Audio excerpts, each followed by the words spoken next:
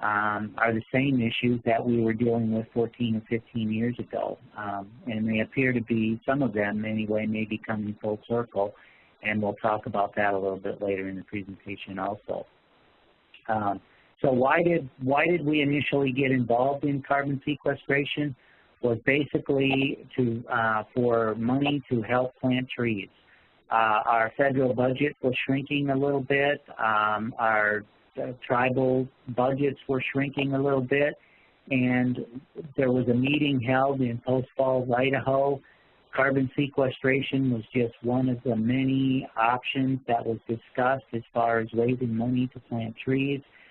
There were several people that were heavily interested in carbon sequestration at that time and formed the Pacific Northwest Carbon Sequestration Coalition. And 6 months later, the Nez Perce tribe formally joined that coalition and passed the resolution that was the catalyst, I guess, for us to continue to pursue a lot of these projects. And it didn't take us very long to realize a lot of the ancillary benefits of some of these projects, both environmental and social.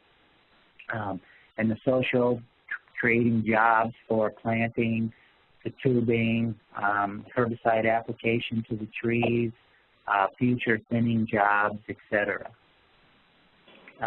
Here's an example of our very first project that got us going. This is called the Tramway Agricultural Conversion Project. You can see on the left there what the project initially looked like as it was planted, and here is the same picture on the right 4 or 5 years later. So the trees are doing quite well.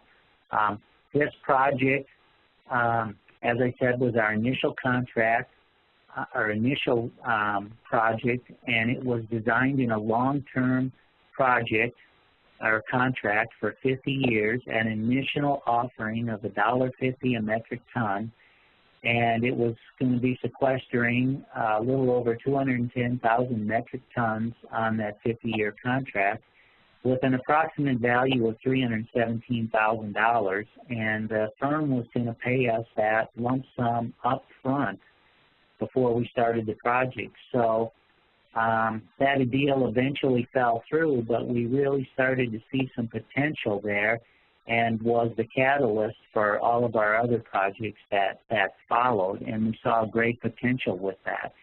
And as far as afforestation on the reservation, here you can see in red all of the forest soils that are on the reservation, and those total about 186,000 acres. If you recall back to one of the earlier slides where I showed the 3 ownership types within the reservation, a lot of that is up on top and is prairie farmland.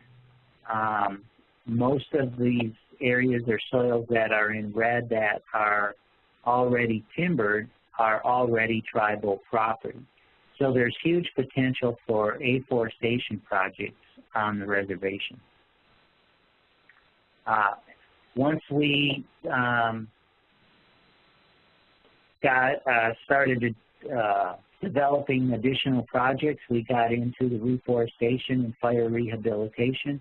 And here is another Tramway Reserve project on the breaks of the Clearwater fire that burned as a result of a car fire. And here, the slide or picture on the right is the same project 4 or 5 years later, just a little farther down the slope. This is the type of project that we ended up selling and committing to the Chicago Climate Exchange. And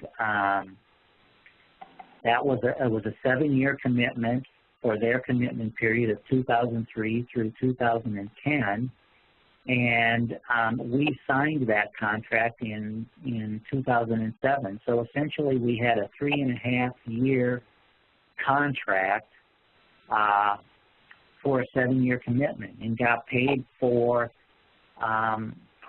years carbon that had been sequestered at already the previous 3.5 years.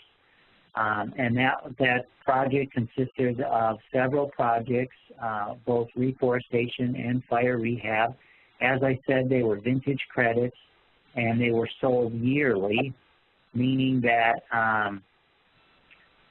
the vintage credit, if the carbon was sequestered in, say, 2006, you would not be able to receive credit and payment for those credits until January of 2007.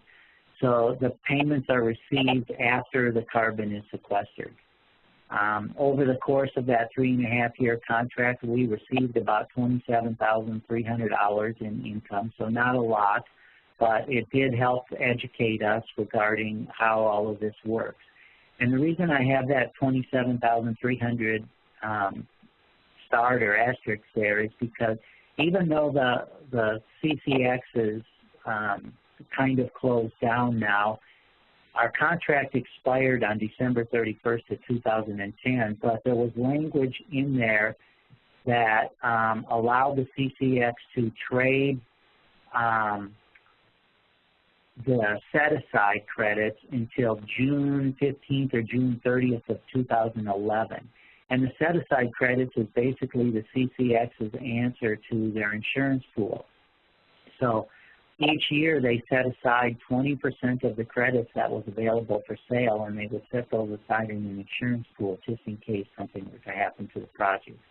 So we are currently in negotiation with somebody now to buy those additional insurance pool credits before the June 15th or June 30th deadline.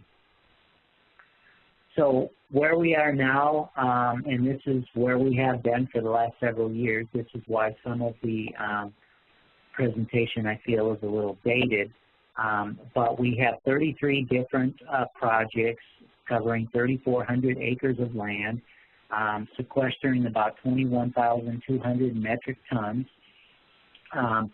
And basically those two portfolios are the NCOC or CCX portfolio, which was our reforestation projects.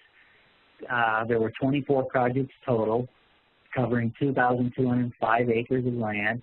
And then the agricultural conversion portfolio, like we showed in the tram-like photo, there are 9 projects of just under 1,200 acres.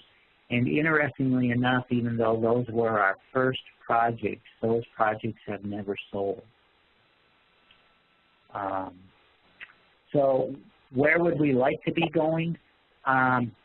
We've talked about agricultural conversion and forest development and fire rehab projects.